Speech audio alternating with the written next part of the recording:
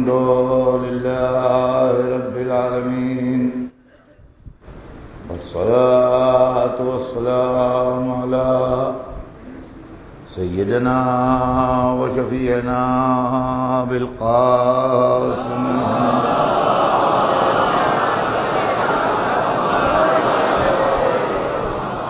وآله الطيبين الطاهرين المعصومين ولعنة الله على أعدائهم أجمعين من يومنا هذا إلى يوم الدين. أما بعد فقد قال الله سبحانه تبارك وتعالى في كتابه المبين وهو أصدق الصادقين: ولا تلبسوا الحق بالباطل وتكتموا الحق وأنتم تعلمون. صلوات عليه.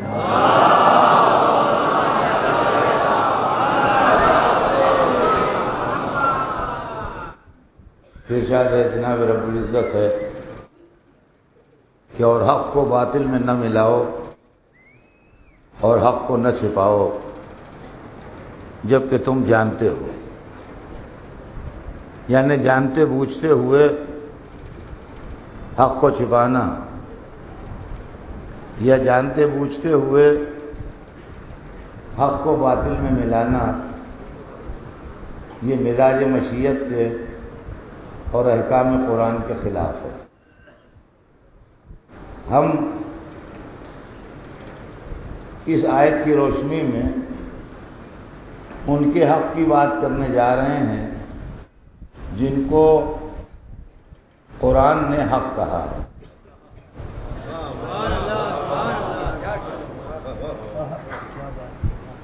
جو ایسے حق ہیں کہ رسول اللہ نے فرمایا کہ علی مع الحق والحق مع علی.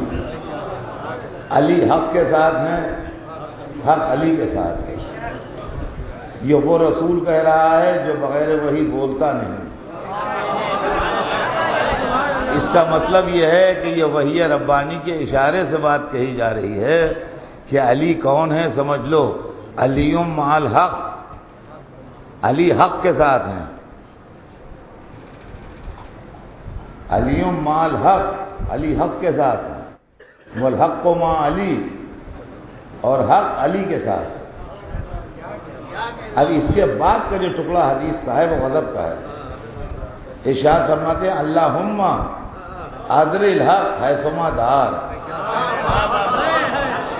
پالنے والے حق کو ادھر ادھر موڑ جدھر جدھر علی موڑ.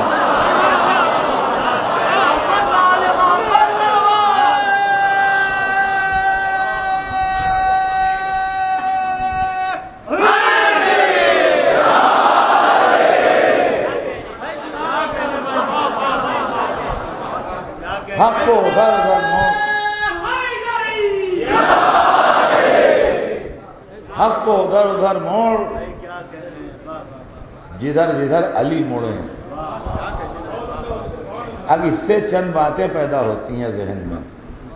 ایک تو یہ ہے کہ بظاہر بات یوں ہونا چاہیے تھی کہ علی کو ادھر موڑ جدھر حق مڑے، مگر رسول نے یوں نہیں کہا. رسول نے فرمایا حق کو ادھر موڑ جدھر علی موڑے.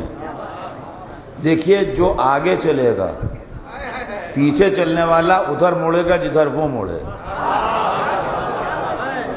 اگر رسول یہ کہتے کہ علی کو ادھر موڑ جدھر حق موڑے تو حق بنتا امام، علی بنتے ماموم. جبکہ علی کو امامت مطلقہ ملی ہے، لہذا علی ہے امام، حق ہے ماموم. حق کی پہچان یہ ہے کہ جب تک علی کے پیچھے رہے حق ہے.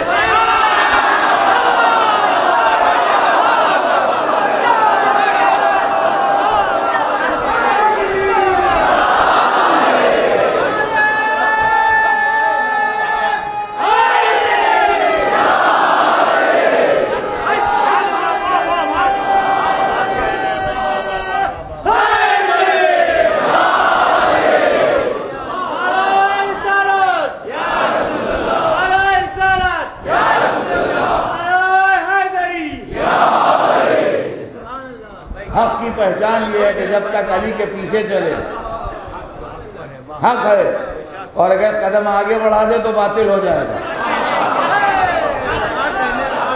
عزیزان گرامی، یہ منزل ہے خدا کی قدم۔ اللہم اذر الحق حیثما دار، پالنے والے حق کو ادھر موڑ ادھر علی موڑ۔ اور قرآن میں کہا گیا ہے ماذا بعد الحق الا الضلال، حق کے بعد سوائے گمراہی کیا اور ہے کیا؟ اب بھی مطلب نہ سمجھ میں آئے تو کب سمجھ میں آئے گا؟ یعنی علی کو چھوڑ کے سوائے گمراہی کے ملے گا کیا؟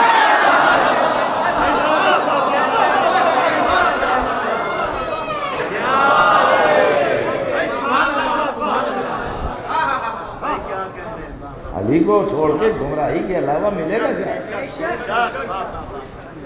اور عزیزان گرامی، اسی حق میں ہم کو بہت سے پتے دیے ہیں، اسی حق میں ہم کو بہت سے پتے دیے ہیں۔ اور یہ جو مشہور ہے، یہ مشہوری نہیں ہے، ثبوت ہے اس کا کہ قبر میں مولا علی آتے ہیں، نزا میں آتے ہیں، سوال منکر و نکیر کے وقت آتے ہیں، میزان پر ملتے ہیں۔ ارے کون ملتا ہے؟ کوئی آپ کو نہ ملیں گے؟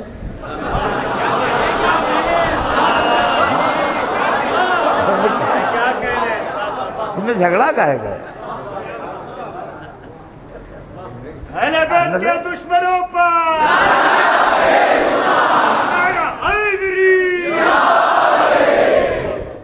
میں زندگی کے ترازو میں ہر چیز تولتا ہوں اور اس کے بعد منزل میں پہنچتا ہوں، سمجھے؟ یہ آپ جو مجھے سنتے ہیں اتنے برسوں سے، تو آپ کو اس کا بخوبی اندازہ ہوگا۔ اور روزمرہ کی زندگی کی اسٹڈی ہے میری۔ ایک لڑکا لکھنؤ سے روٹی روزی روزگار کے لیے کام کی تلاش میں بمبئی آیا، آتے رہتے ہیں، یو پی سے ادھر سے آتے رہتے ہیں۔ لکھنؤ سے ایک لڑکا اپنے روٹی روزی کی تلاش میں، کاروبار کی تلاش میں بمبئی آیا، وہ اس کے پہلے کبھی آیا نہیں تھا، نہ بمبئی میں اس کا کوئی جاننے والا تھا،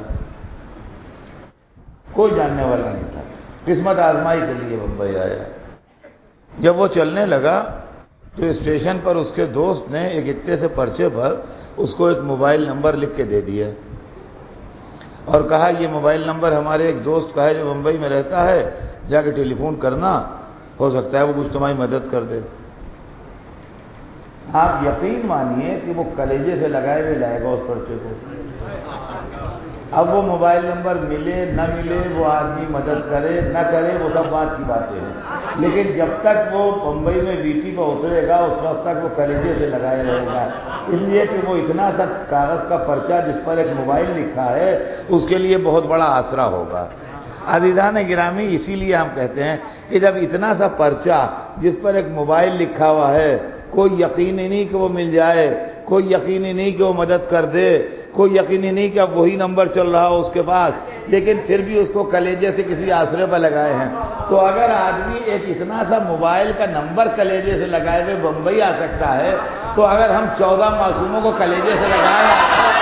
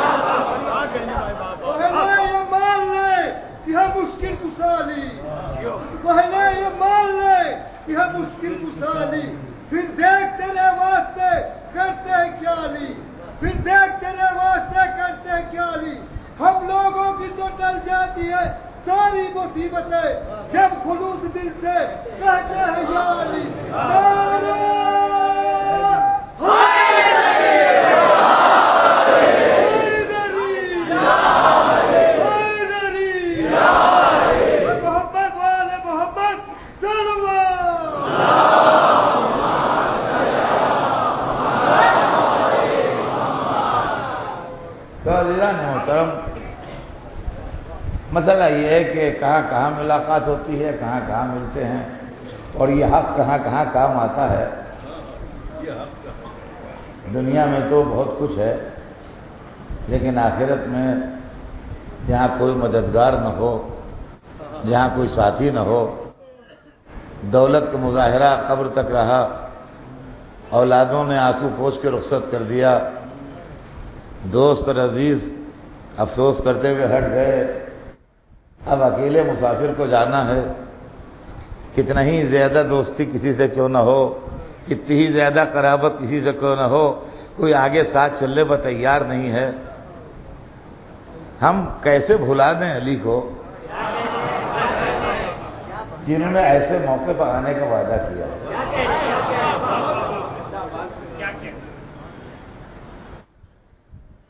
اب میں آپ کو ایک ایسی بات سنا دوں جو بالکل سامنے کی ہے، لیکن یہ کہ متوجہ کرنا میرا کام ہے۔ میں برابر کہتا ہوں کہ میں کوئی نئی بات نہیں، متوجہ کرتا ہوں آپ کو، اور تھوڑا سا متوجہ کر دوں آپ کو کہ میت میں شریک ہونا بہت ثواب ہے، اور امور میت میں حصہ بٹانا بہت بڑا اسلام میں ثواب رکھا گیا ہے، اور پارٹ آف ڈیوٹی ہے ہمارا کہ اگر کوئی مر جائے تو ہم اس کی تحریر تکفین میں حصہ لیں، اور اگر کوئی تقدیر تکفین کرنے والا نہ ہو تو ہم کریں، چاہے وہ غیر کیوں نہ ہو، لیکن یہ سب چیزیں اسلام میں ہیں۔ تو آپ نے دیکھا ہوگا کہ ایک منزل وہ آتی ہے جب قبر میں لٹا کے شانہ ہلا کے اس کو تلقین پڑھائی جاتی ہے۔ کتابوں میں لکھا ہے، مفاتیح میں ہے، تحفۃ العوام میں ہے، جس کتاب میں چاہے پڑھ لیجئے، بالکل روزمرہ کی بات ہے۔ تو اس کا مرے ہوئے آدمی کو جو قبر میں لیٹا ہے کا شانہ ہلاتا ہے، وہ جو تلقین پڑھا رہا ہوتا ہے، وہ کہتا ہے اسمع افہم اسمع افہم اسمع افہم، سن سمجھ۔ اسمع مانے سن عربی میں، اور افہم مانے سمجھ۔ اسمع افہم، سن سمجھ، 3 دفعہ کہتا ہے، اسمع افہم سن سمجھ، اسمع افہم سن سمجھ، یا فلاں ابن فلاں، اس کا نام لیتا ہے، اس کے باپ کا نام لیتا ہے، فلاں فلاں کے بیٹے، اور اس کے بعد کہتا ہے کہ جب تیرے پاس ملکین مقربین آئے خدا کے تجھ سے سوال کرے تو ڈرنا نہیں، گھبرانا نہیں اور پریشان نہ ہونا۔ پہلا مسئلہ تو یہ ہے کہ مرا ہوا سنے گا کیا اور سمجھے گا کیا؟ ہمارا تو جب ہما شما کے مردے مرنے کے بعد سنتے اور سمجھتے ہیں، تو اگر خاصان خدا سے ہم آواز دیتے ہیں تو کیا وہ نہ سمجھیں گے؟ اچھا، اس کے بعد اس میں کیا کہا جاتا ہے کہ یہ ہے وہ ہے وہ ہے، تمام چیزیں بیان کرتے کرتے اس کے اندر خدا کا نام اور رسول کا نام اور قرآن کا نام اور 12 اماموں کے نام لیے جاتے ہیں، اور اس کے بعد کہا جاتا ہے ان الموت حق والقبر حق والمیزان حق۔ یہ موت حق ہے، قبر حق ہے، میزان حق ہے، صراط حق ہے، سوال منکر و نکیر حق ہے۔ یہ جہاں جہاں حق کا لفظ استعمال ہو رہا ہے، علی کا پتہ نہیں ہے۔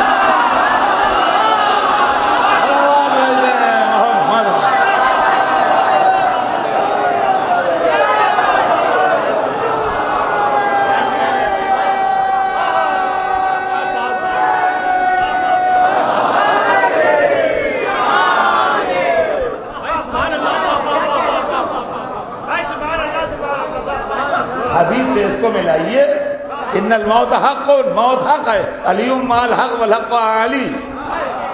سوال منکر و نکیر فی قبر حق، سوال منکر و نکیر قبر میں حق ہے، علی مال حق والحق علی۔ الصراط حق، صراط حق ہے، المیزان حق، میزان حق ہے۔ یہ جہاں جہاں حق حق کہا جا رہا ہے، یہ علی کا پتہ بتایا جا رہا ہے۔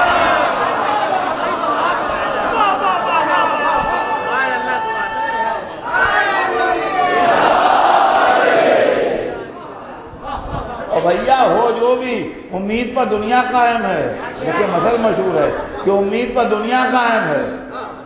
کہتے ہیں موت بہت سخت چیز ہے، موت بہت سخت چیز ہے، یہ مشہور ہے۔ اور اس کی تشبیہ یوں دی گئی ہے کہ ایک مہین باریک کپڑا ایک ایسے درخت پر ڈالا جائے جس میں کانٹے ہوں، اور اس کے بعد پھر اس کو کھینچ لیا جائے تو وہ تار تار ہو جائے گا کانٹوں کی وجہ سے۔ کہتے ہیں روح نکلنے کا یہ منظر ہوتا ہے۔ اب بھائی ہوتا ہوگا، ہم کہہ نہیں سکتے، اس لیے کہ ہم لوگ کوئی اس منزل سے گزرا نہیں جو کہتا میں کہتا ہوں ایسا نہیں ہوگا، کوئی نہیں کہہ سکتا، ہوتا ہوگا۔ لیکن ہمیں ایک بات کا اعتبار ہے کہ اگر علی آ گئے تو پھر تکلیف نہیں ہوگی۔ کیوں تکلیف نہیں ہوگی؟ اس کی وجہ ہے قرآن نے ہمیں اطمینان دلا دیا کہ تکلیف نہیں ہوگی، اس لیے کہ قرآن میں ایک جگہ یہ لکھا ہے کہ جب مصر کی عورتوں کے سامنے سے حضرت یوسف گزرے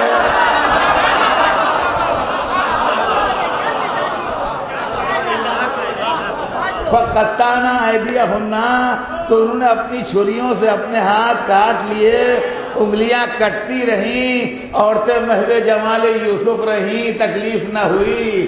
تو جب موت آئے گی تو مومن محو جمال علی ہوگا۔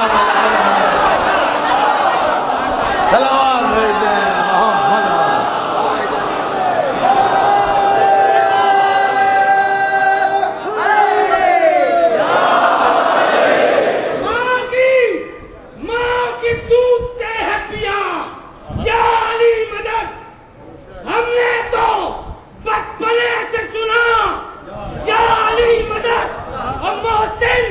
میری لہد میں وہ منظر عجیب تھا جب میں نے خود علی سے کہا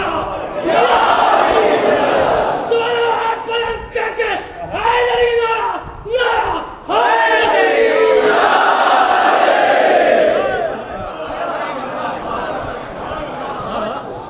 تو عزیزان گرامی، یہ حق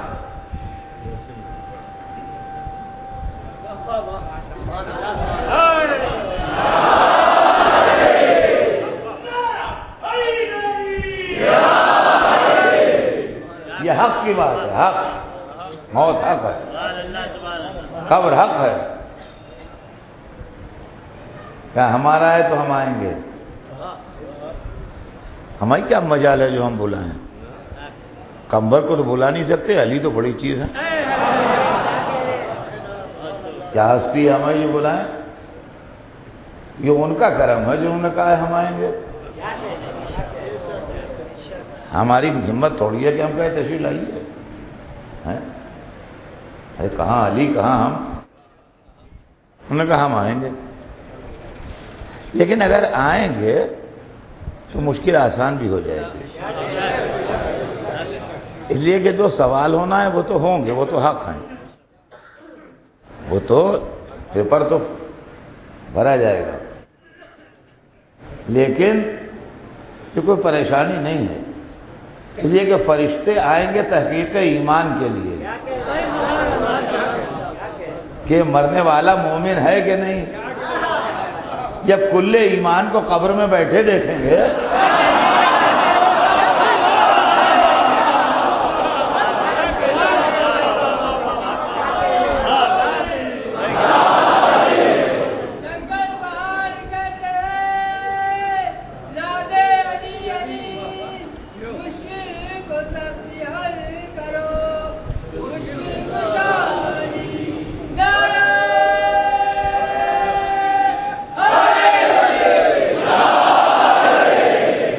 دیکھیں مومنین شعر ویر پڑھا کرتے ہیں، بیچ میں ابھی پڑھے گئے شعر سب، ایک شعر مجھے بھی یاد آ گیا، تو وہ شاعر کہتا ہے کہ ڈر تھا مجھ کو قبر میں جب تک نہ آئے تھے علی،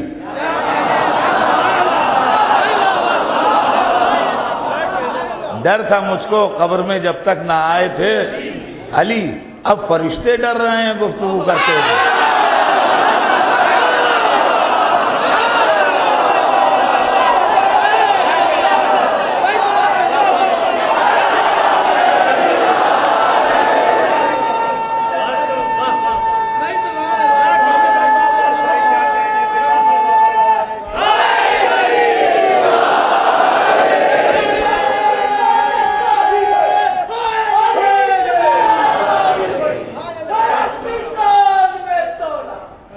کہتا دل بولا ہری بولا ہری بولا میرا مولا ہری بولا ہری بولا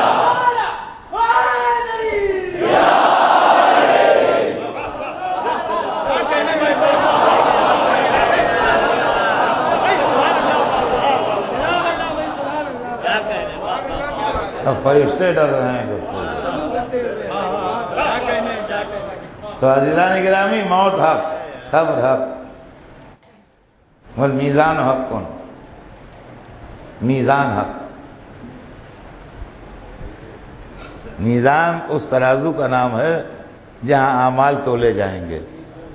ویسے میزان عربی میں کہتے ہی ترازو کو ہیں، لیکن جہاں پر ومن یعمل، قرآن میں اس کا تذکرہ ہے، ومن یعمل مثقال ذرۃ خیرا یرہ ومن یعمل مثقال ذرۃ شرا یرہ۔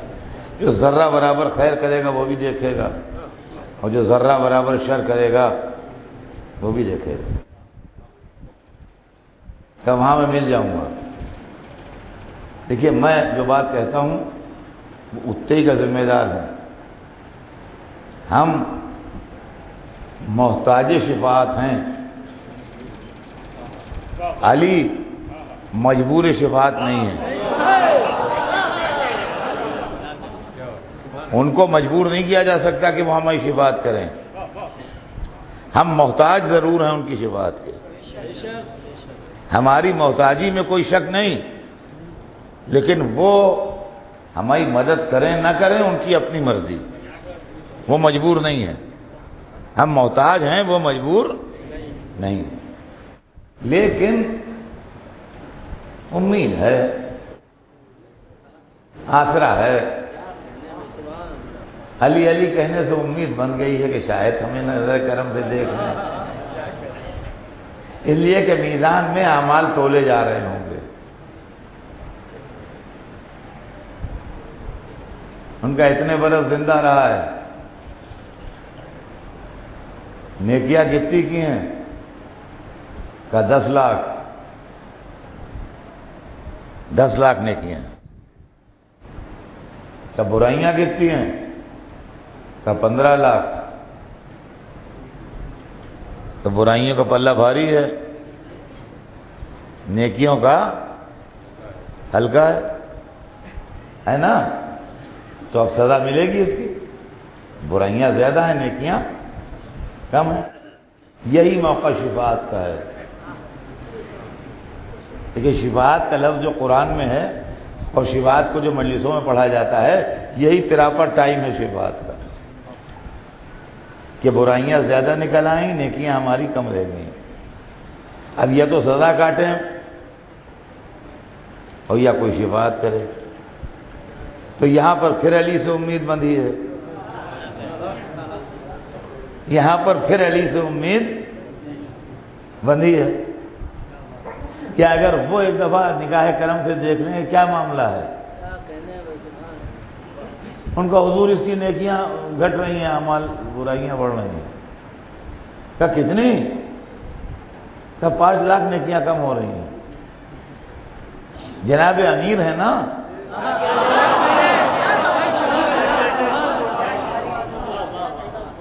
امیر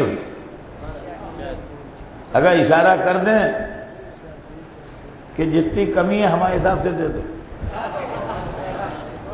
ہمارے حساب سے دے دو، تو عزیزان گرامی، فرشتوں کی یہ مجال نہیں ہے پوچھیں کس حساب سے، چاہے شب ہجرت کے حساب سے دے دیں، چاہے ضرورت خندق سے۔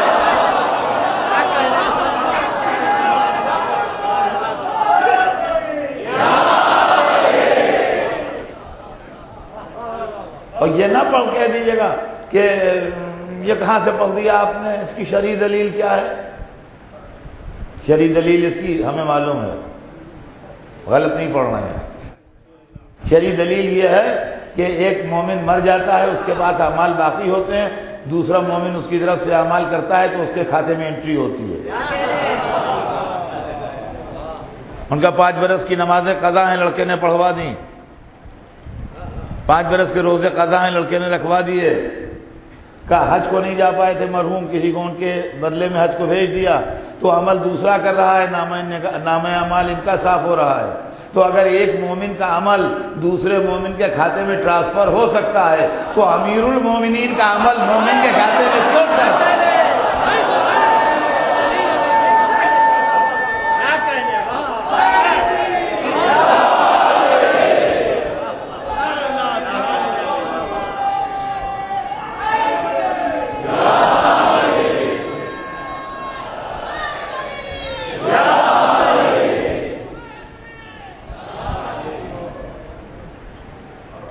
بس صراط و حق،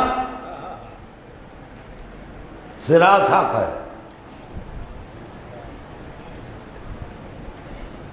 صراط حق ہے، وہی صراط جس پر سے گزرنا ہے۔ وہ صراط تو یہی ہے، وہ تو ہے وہاں پر، یہ کہا گیا ہے بال سے باریک ہے اور تلوار سے تیز ہے اور آگ سے گرم ہے۔ معاذ اللہ، وہ میں نہیں کہتا کہ نہیں ہے، لیکن اصل میں تو صراط یہ دنیا ہے جس میں ذرا سے میں آدمی ادھر سے ادھر ہو جاتا ہے،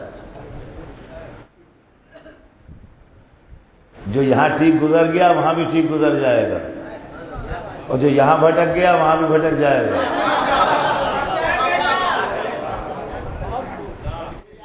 اسی لیے علی کے حق میں مروت نہیں کرنا چاہیے، اس لیے کہ یہاں ہم بے مروتی کر گئے اگر، اور وہاں انہوں نے بے مروتی کر لی تو بس قصہ ختم ہے۔ بس صراط و حق، صراط حق ہے۔ رسول کہتے ہیں کہ علی کھڑے ہوں گے اور لوگ گزر رہے ہوں گے اور کہتے جائیں گے ھذا لی ھذا لک، یہ میرا ہے یہ تیرا ہے۔ نیچے جہنم ہے، سامنے جنت کا دروازہ ہے، جس کو کہا میرا ہے نور لپک کے لے گیا جنت میں، جس کو کہا تیرا ہے جہنم نے گھسیٹ لیا اپنی طرف۔ دنیا میں ہم نے بہت جھیلا ہے اشارے، یہ ان کے والے ہیں، یہ ان کے والے ہیں، یہ ان کے والے ہیں۔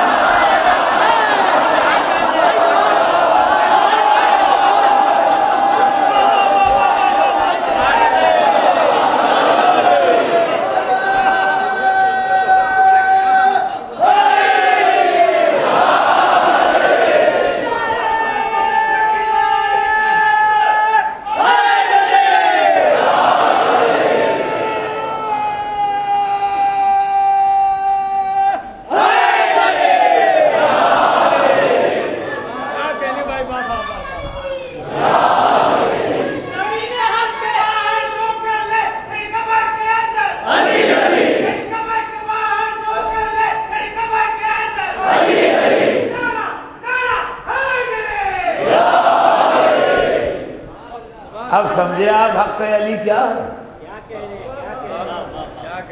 دنیا میں، دین میں، مذہب میں، مسجد میں، محراب میں، منبر میں، موت کے وقت، نزا کے وقت، قبر میں، صراط پر، میزان پر، ہر جگہ علی علی۔ اب اگر ہم علی علی کرتے ہیں تو اس نام کو چھوڑ کے کوئی دوسرا نام ہے جو اتنی مدد کو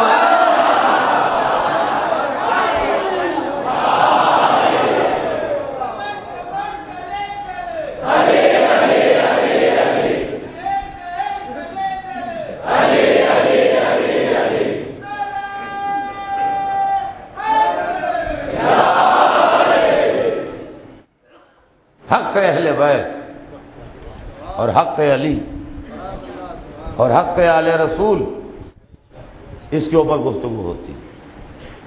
اور عزیزان گرامی، یہی وہ لوگ ہیں جن کا حق چھینا گیا، جن کا حق غصب کیا گیا،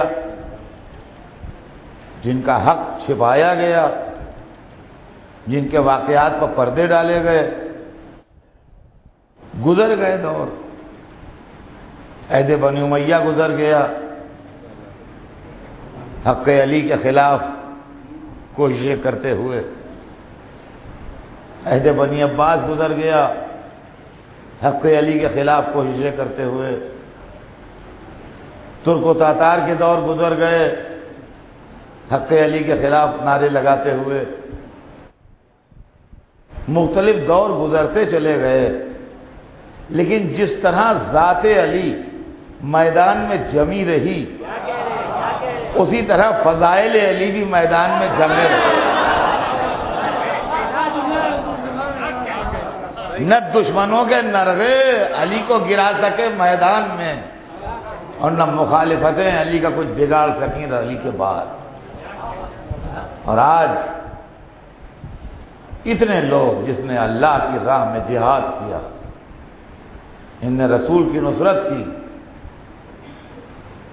جس نے اسلام کو پروان چڑھایا، جس نے دین کے لیے اپنی پوری نسل دے دی،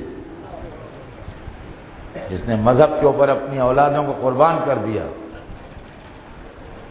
ان کے حق کی متعلق اگر بات کی جائے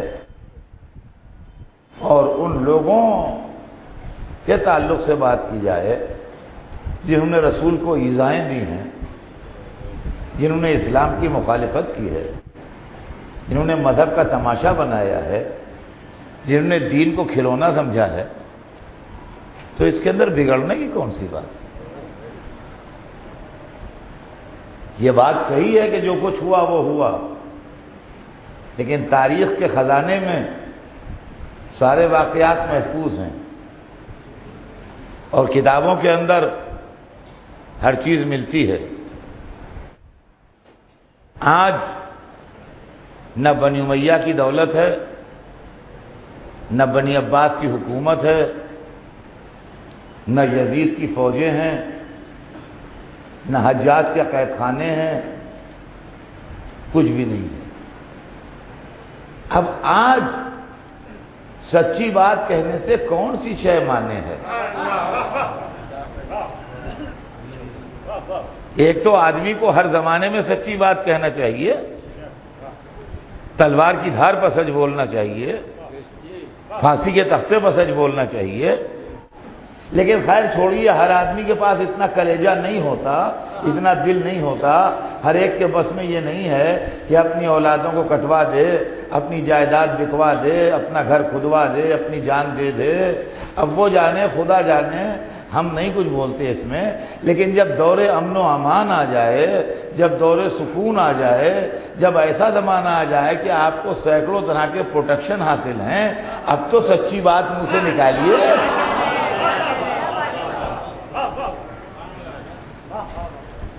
اب تو کہیے کہ اہل بیت کے ساتھ زیادتی ہوئی، اب تو کہیے رسول کی آل کے ساتھ زیادتی ہوئی، اب تو کہیے وہ لوگ بہکے ہوئے تھے جنہوں نے آل رسول کو ستایا. اور اگر اب بھی کچھ کہنے سے باز آ رہے ہیں اور کچھ ریزرویشنز ہیں، کچھ ہیزیٹیشن ہے، کچھ زبان میں لکنت ہے، تو اب ہمیں یہ سوچنے پر مجبور ہونا پڑے گا کہ کہیں یہ مینوفیکچرنگ ڈیفیکٹ تو نہیں ہے مشین.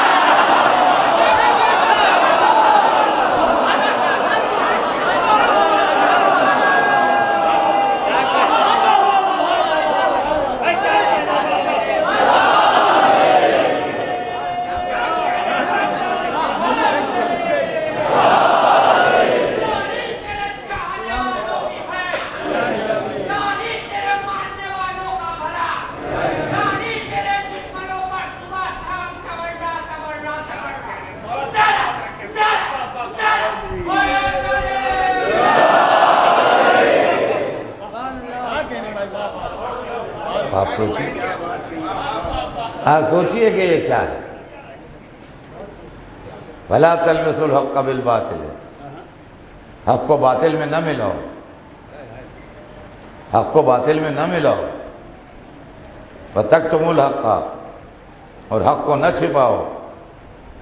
وانتم تعلمون، تم جانتے ہو، جانتے بوجھتے ہوئے ہر چیز سے واقفیت کے بعد سچائیاں چھپائی جا رہی ہیں.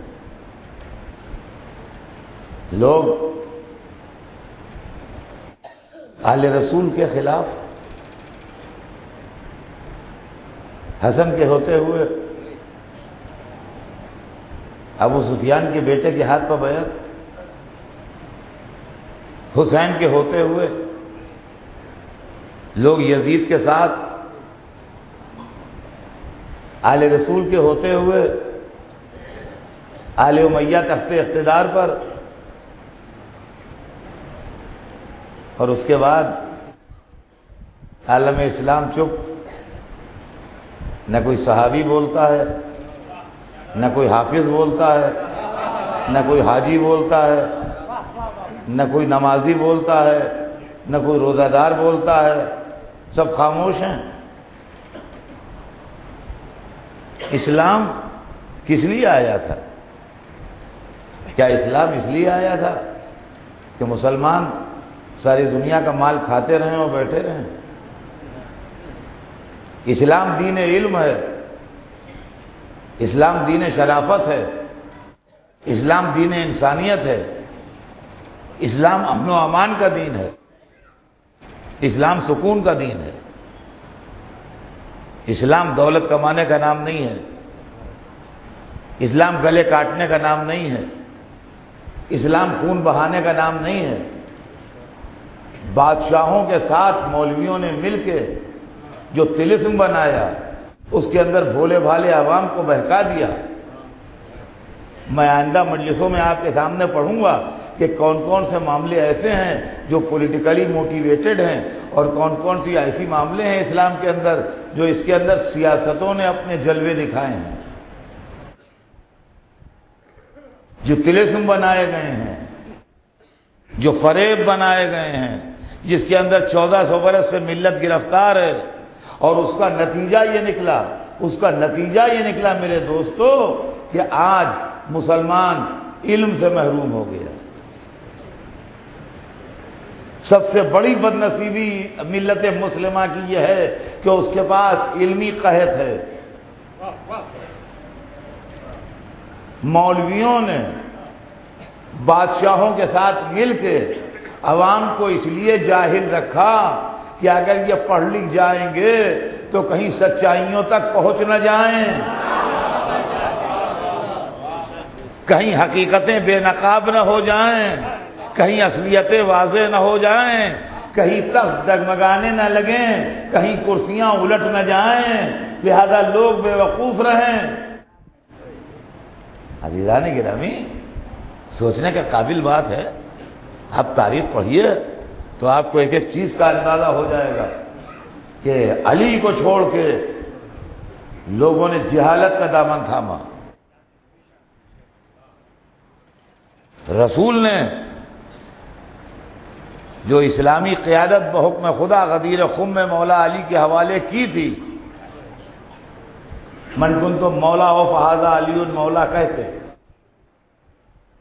وہ کیا چیز تھی؟ لوگوں نے رسول کی نیت پر شبہ کیا اور سمجھے اپنے بھائی کو حکومت دے کے جا رہے ہیں، اپنے بھائی کو دولت دے کے جا رہے ہیں، اپنے بھائی کو عیش و عشرت کی نوید دے کے جا رہے ہیں، ہم یہ دولت نہیں ملنے دیں گے، ہم یہ اقتدار نہیں ملنے دیں گے۔ انہوں نے رسول کی نیت پر شبہ کیا۔ رسول اپنے بھائی کو بحکم خدا قیادت اسلامی دے کے جا رہے تھے۔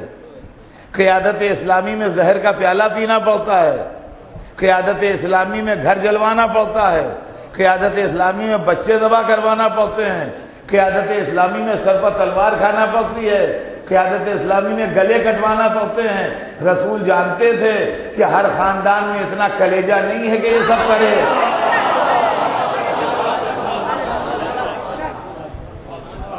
ہر ایک کے پاس اتنی ہمت نہیں ہے کہ اس طریقے سے قربانیاں دے۔ یہ سارا معاملہ گڑبڑ ہو جائے گا، لہذا ہمارے گھر والے قربانی دیں گے۔ لوگوں نے کہا نہیں، ہم تو یہ نہ ہونے دیں گے۔ تو علی کو جو قیادت اسلامی مل رہی تھی تو کیا مل رہا تھا؟ علی کو کچھ نہیں مل رہا تھا، ہم کو مل رہا تھا۔ علی کو کوئی فائدہ ہماری وجہ سے نہیں تھا۔ علی جیسا اسکالر اور علی جیسا عالم چند جاہل عربوں کو لے کے کیا کرتا؟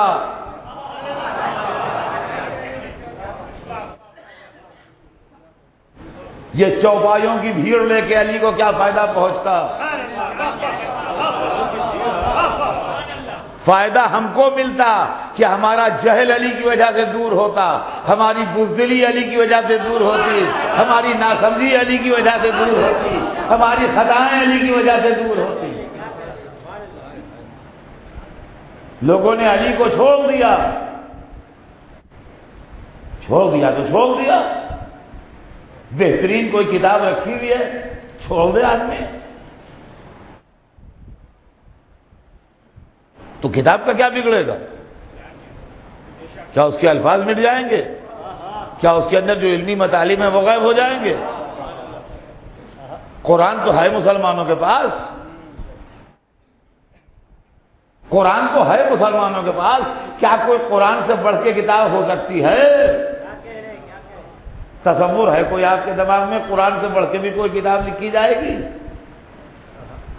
تو خالی علی کو نہیں چھوڑا ہے، قرآن کو بھی چھوڑا ہے۔ اور اگر آپ کو یقین نہ آئے تو قرآن ہی میں آیت پڑھیے، رسول اللہ فرمائیں گے قیامت کے دن، یا رب ان قومی اتخذوا ھذا القرآن مہجورا، پالنے والے میری قوم نے اس قرآن کو چھوڑ دیا۔ آج لوگ مسلمانوں کی بربادی کے اسباب ڈھونڈ رہے ہیں۔ آج مسلمان سر جوڑ کے بیٹھتے ہیں، کہتے ہیں کیا راز ہے جو ہم برباد ہیں؟ برباد اس لیے ہے کہ آپ نے قرآن چھوڑ دیا، اور قرآن چھوڑا اس لیے کہ قرآن آپ کی سمجھ میں نہیں آیا۔ سمجھ میں اس لیے نہیں آیا کہ جو قرآن کی تھی اس کو آپ نے ہاتھ نہیں لگایا۔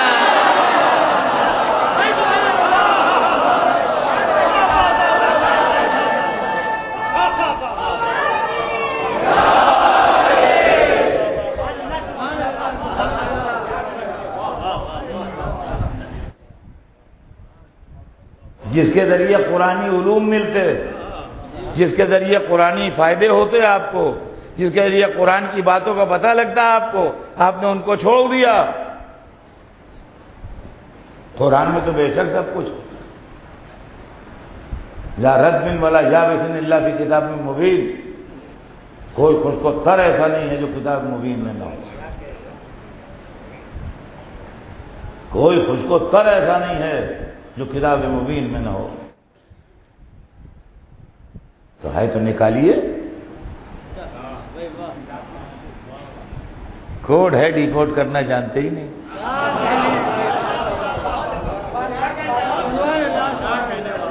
ڈی کوڈ کرنا جانتے ہی نہیں۔ اچھا قرآن آپ سے بات نہیں کرے گا اس لیے کہ اپنا جیسا ہو تو بولے،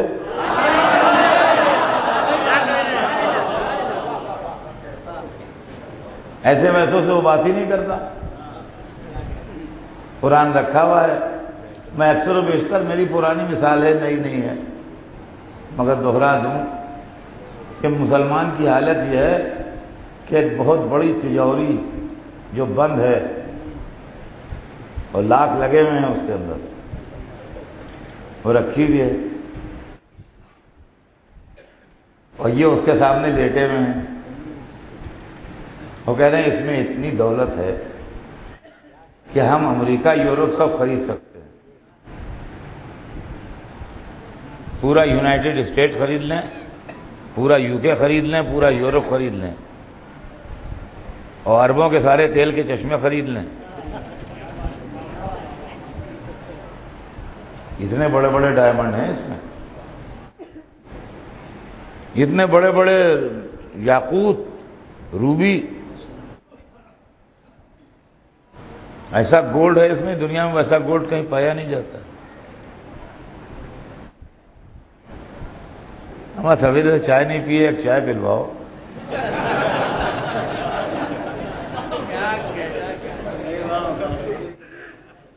ایک طرف دولت مندی کا یہ عالم ہے کہ پوری دنیا خریدنے کا دمخم ہے، دوسری طرف صورتحال یہ ہے کہ چائے مانگ کے پی رہے ہیں، بیڑی مانگ کے پی رہے ہیں۔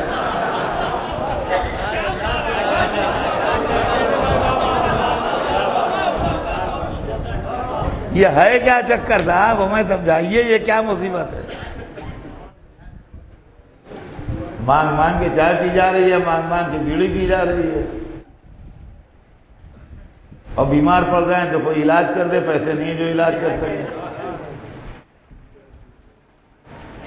ہمارے پاس سب کچھ ہے، اس کے پاس کیا ہے؟ کچھ بھی نہیں، فقیر ہے ہمارے۔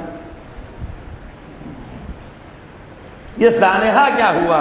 بس آج اسی سانحے کے اوپر بیان تمام ہوگا، کل آگے بڑھے گا بیان۔ یہ سانحہ کیا ہوا آخر کہ جو یہ سب ہوا؟ یہ تجوری بھی اللہ کی طرف سے آئی تھی، اور اس تجوری کے محافظ جن کے پاس اس کی کنجیاں تھیں وہ بھی اللہ نے بھیجے تھے، لیکن جس کے ذریعے تجوری اور کنجیاں آئیں اس نے جب ان کو یہ تجوری دی تو یہ بوکھلاہٹ میں تجوری لے کے بھاگ آئے۔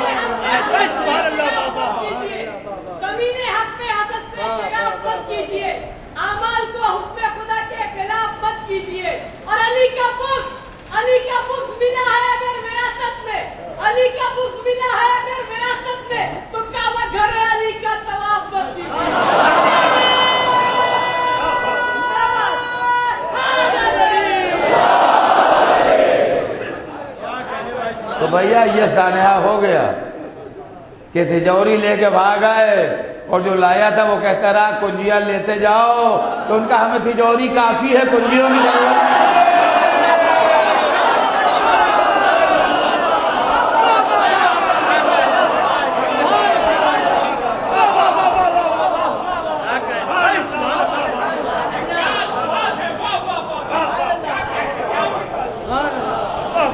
تو یہ ہے معاملہ۔ نتیجہ یہ ہوا کہ اس قرآن کو مس یوز کیا گیا۔ کربلا میں قتل حسین کے لیے جو جمع ہوئے تھے ان میں حافظ بھی تھے، ان میں قاری بھی تھے، ان میں وہ لوگ بھی تھے جن کے گلوں میں قرآن حمائل تھے، اور حسین کے قتل کرنے پر تیار بھی تھے، جن میں اتنی انسانیت نہ تھی کہ پیاسے بچوں کو پانی پلا۔ اور طلب مسئلہ ہے یہ۔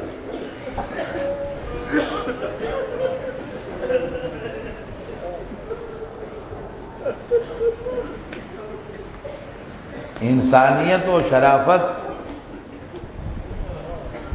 ایک ایسی شے ہے کہ جس کی ہر مذہب میں قدر ہے،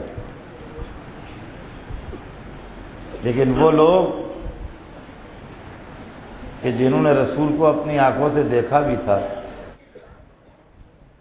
اور جن کے سامنے قرآن اترا بھی تھا،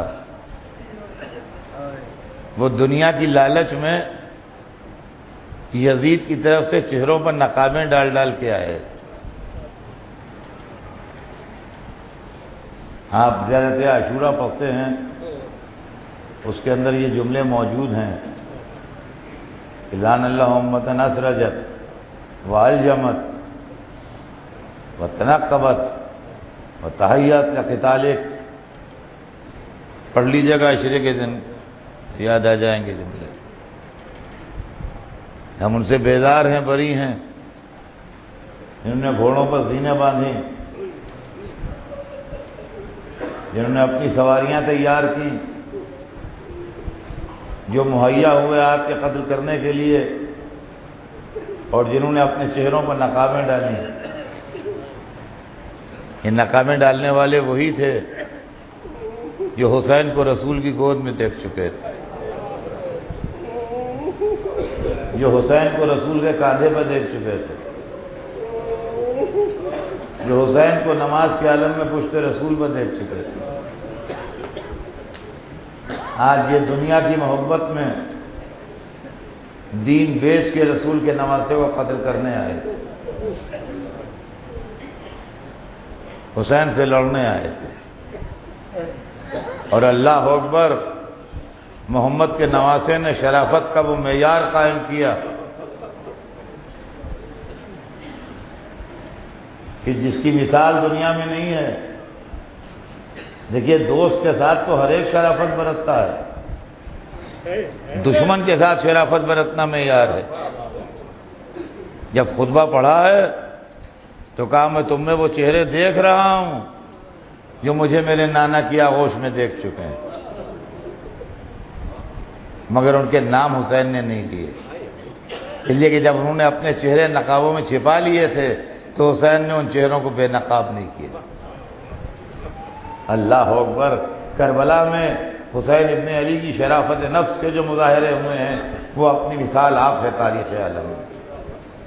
یہاں دشمنوں کے لیے بھی آپ نے ایک نہایت شرافت کا ثبوت کیا۔ آج دوسری رات آ گئی،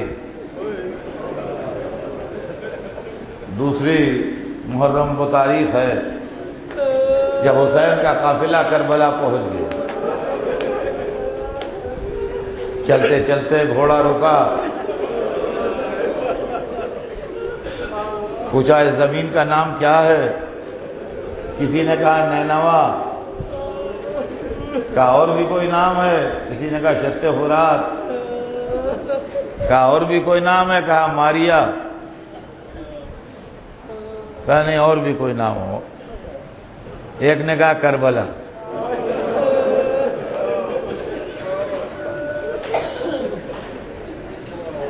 حسین گھوڑے سے اتر پڑے، روایت بتاتی ہے کہ جیب میں ہاتھ ڈالا، ایک مٹھی خاک نکالی، زمین سے جھک کے ایک مٹھی خاک اٹھائی، دونوں کو رنگ دیکھا، رنگ دونوں کا مل رہا تھا، پھر باری باری کر کے دونوں کو سونگھا، دونوں کی خوشبو مل رہی تھی، دونوں مٹھیاں خاک کی پھینک دی اور بھائی سے متوجہ ہوئے، عباس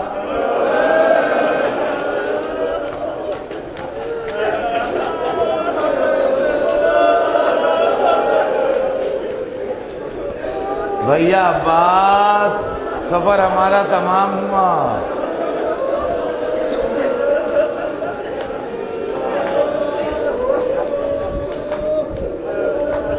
بھیا یہی وہ جگہ ہے جہاں ہم قتل کیے جائیں گے، یہی وہ جگہ ہے جہاں ہمارے بچے ذبح کیے جائیں گے۔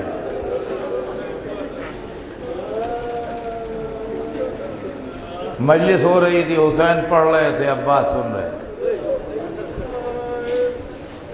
قافلہ کربلا میں اتر گیا، جو زمینوں کے مالک تھے ان کو بلایا،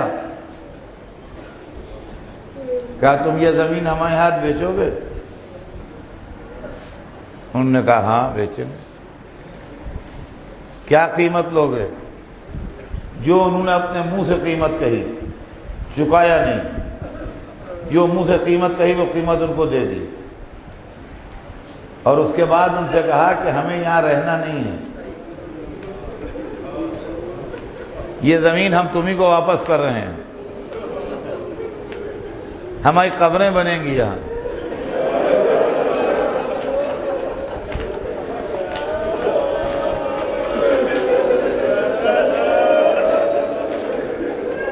بس تم سے ہماری یہ خواہش ہے کہ اگر کوئی ہماری قبروں کا پتہ پوچھتا ہوا آئے تو بتا دینا۔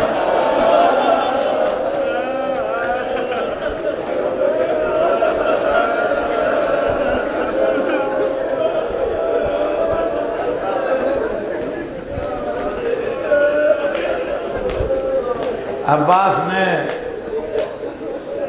دریا کے کنارے خیمے نصب کیے، جو فوجی نقطہ نظر سے بھی اور ہر اعتبار سے بہترین جگہ تھی۔ اتنے میں دشمن کی فوج آ گئی، کہا یہاں سے خیمے ہٹائیے، یہاں ہم اپنے خیمے لگائیں گے۔ غازی کو جلال تو آیا مگر مصلحت امام یہ نہیں تھی کہ پانی پر تلوار چلے، وہ تلوار جو حق و باطل کا فیصلہ کرنے والی تھی اس بات پر چل جاتی کہ پانی پہ کون رہے گا۔ بھائی کو روک لیا، ریتی پر خیمے نصب ہوئے۔ عزیزان گرامی، میں نے کتاب میں نہیں پڑھا، میں تصور کے سہارے مصائب پڑھتا ہوں۔ جب خیمے نصب ہو گئے ہوں گے تو عماریوں سے زینب بھی اتری ہوں گی، ام کلثوم بھی اتری ہوں گی، شہزادی سکینہ بھی اتری ہوں گی، بنی ہاشم کی شہزادیاں بھی اتری ہوں گی، عباس بھی تھے، علی اکبر بھی تھے، قاسم بھی تھے، اون محمد بھی تھے۔ لیکن 11ویں محرم کو جب یہ قافلہ جانے لگا تو نہ عباس تھے، نہ علی اکبر، نہ اون محمد تھے، نہ قاسم۔ زینب نے ایک دفعہ دریا کو دیکھا، یا عباس انت الذی رکبتنی، اے بھیا تم نے